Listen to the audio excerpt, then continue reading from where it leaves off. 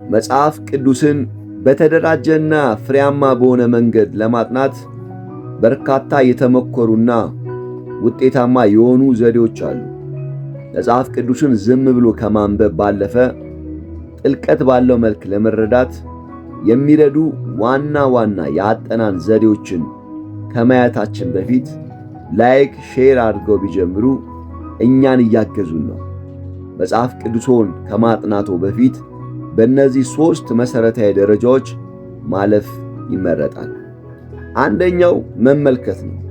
መመልከት የመጀመሪያው እጅግ በጣም ወሳኝና መሠረታዊ ደረጃ ነው። ይህ ደረጃ ቃሉ ምን ይላል የሚለውን ጥያቄ ለመመለስ የምናደርገው ጥንቃቄ የተሞላበት ፍተሻ ነው። ብዙዎቻችን መጽሐፍ ቅዱስን ስናነብ ወዲያውኑ ምን ማለት ነው ወደሚለው ጥያቄ ለመሻገር እንቸኩላለን። ነገር ግን መመልከት ማለት ጥቅሱ ምን ማለት እንደሆነ ከመገመታችን በፊት የተጻፈውን ቃል በትክክልና በጥንቃቄ ማየት ማለት ነው። አንድን ጥቅስ ወይም ታሪክ ስናጠና ራሳችንን እነዚህን ጥያቄዎች መጠየቅ አለብን። ማን ነው ታሪኩን የጻፈው? ታሪክ ውስጥ ያሉት ባለ ታሪኮች እነማን ናቸው? መልእክቱ የተጻፈው ለማን ነው ብለን በመጀመሪያ መጠየቅ አለብን።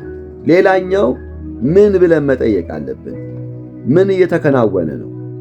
ዋናው ክስተት ወይም የተነሳው ሐሳብ ምንድን ነው? መጠየቅ ሁለተኛው ደረጃ ነው።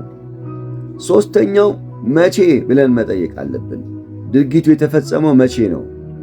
ሌላኛው ደግሞ የት፣ ታሪኩ የተፈጸመው የት ቦታ ነው? የመጨረሻው እንዴት ብለን መጠየቅ አለብን። አንድ መርማሪ የወንጀል ቦታ ሲደርስ ወዲያውኑ ፍርድን አይሰጥም። መጀመሪያ የሚያደርገው ፍንጮቹን በሙሉ በጥንቃቄ መሰብሰብና መመልከት ነው። እኛም የመጽሐፍ ቅዱስን እውነት ስናጠና ጥቅሱን ሳናጣምም በትክክል ለመረዳት መጀመሪያ ፍንጮቹን ማለት ቃላቶቹን በትክክል ማየት አለብን። ሁለተኛው መተርጎም ነው። በመጽሐፍ ቅዱስ አጠናን ዘዴ ውስጥ መተርጎም ማለት ጥቅሱ ምን ማለት ነው የሚለውን የመመለስ ሂደት ነው። መተርጎም ዋናው ጸሐፊ መጀመሪያ ለጻፈላቸው ሰዎች ሊያስተላልፈው የፈለገውን ትክክለኛ መልእክት ፈልጉ ማግኘት ማለት ነው። ጥቅሶቹን በትክክል ለመተርጎም በመጀመሪያ አውዱን መመልከት ያስፈልጋል። አንድ ጥቅስ ከተጻፈበት የሐሳብ ፍሰት ነጥሎ ማውጣት የተሳሳተ ትርጉም ይሰጣል። ስለዚህ ከጥቅሱ በላይና ከጥቅሱ ቀጥሎ ያሉትን ጥቅሶች ማንበብ ሐሳቡን በትክክል እንድንረዳ ያደርገናል። መጽሐፍ ቅዱስ ራሱን አይቃረንም። ስለዚህ አንድን ግልጽ ያልሆነ ወይም ለመረዳት የሚያስቸግር ጥቅስ ግልጽ ከሆኑና ስለዚያ ርዕስ በሰፊው ከሚያወሩ ሌሎች የመጽሐፍ ቅዱስ ክፍሎች ጋር በማነጻጸር መተርጎም ይቻላል። መመልከት ጥቅሱን በዓይናችን ማየት ሲሆን፣ መተርጎም ደግሞ ጥቅሱን በአእምሮአችንና በልባችን ማስተዋል ነው። ይህን ደረጃ በደንብ ከጨረስን በኋላ ነው ወደ መጨረሻው ወደ ዋናው ክፍል ማለትም ወደ ማዛመድ የምናልፈው። ጥቅሱን ካነበብንና ትርጉሙን ካገኘን በኋላ ይህ እውነት ዛሬ እኔ ለምኖርበት ሕይወት ምን ትርጉም አለው? በምንስ መንገድ ነው ከሕይወቴ ጋር የሚዛመደው ብለን የምንጠይቅበት የመጨረሻው ዘዴ ማዛመድ ይባላል። ቀጥሎ ማድረግ ያለብን የገጸ ባህሪያቱን ጥናት ማድረግ ነው። በመጽሐፍ ቅዱስ ውስጥ ያሉ ሰዎችን ሕይወት በመመርመር ከመልካም ጎናቸው ወይም ከስህተቶቻቸው የምንማርበት ዘዴ ነው። አንድን ሰው እንመርጣለን። ለምሳሌ ዮሴፍን ወይም ጴጥሮስን ወይም ሌላ አንድ ሰው እንመርጣለን። ስለ እርሱ የተጻፉትን ጥቅሶች በሙሉ እናወጣለን። ፈተናዎችን እንዴት አሸነፈ? ውድቀቶቻቸው ምን ነበረ? ለእግዚአብሔር ያላቸው ታማኝነት ምን ይመስል ነበረ? እግዚአብሔር በሕይወታቸው እንዴት ሠራ የሚለውን እናጠናለን። ከዚያ ሰው መልካም ጎን እኔ በሕይወቴ ልከተለው የሚገባኝ ምሳሌ ምንድን ነው? ይህ ሰው ከወደቀበት ስህተት እኔ ዛሬ ልርቀው የሚገባኝ አደጋ ምንድን ነው ብለን እንማራለን።